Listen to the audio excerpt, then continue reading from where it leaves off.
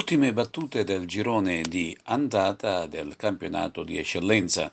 In questa 13ª giornata spicca il match del Seneto tra Akragas e Dattilo, il cui esito finale potrebbe riaprire inesorabilmente il campionato che sembrava in mani palermitane. Attenzione alla sfida Geraci Don Carlo Misilmeri, ma anche a Paramonval Mazzara, scontro tra due squadre in piena salute.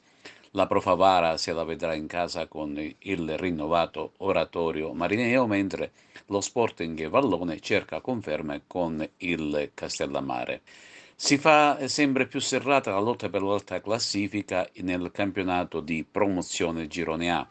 Il Casteltermine, alla sua 10ª vittoria consecutiva, guida sempre la graduatoria con un punto di vantaggio sull'Unitas Sciacca. Questa 14ª giornata propone anche Casteltermini Camarat, un derby tra vicini di casa, mentre la compagine saccense sarà ospite della difficile trasferta con il San Vito Lo Capo. Gioca in anticipo l'Empedoclina di Angelo Mercante sul campo della Folgore di Castelvetrano, una gara difficile e dall'esito importante per entrambe le squadre. Torna a giocare in casa la Gattopardo contro l'ostico Albatros Lercara. I palmesi cercano la vittoria per allontanarsi dalla bassa classifica.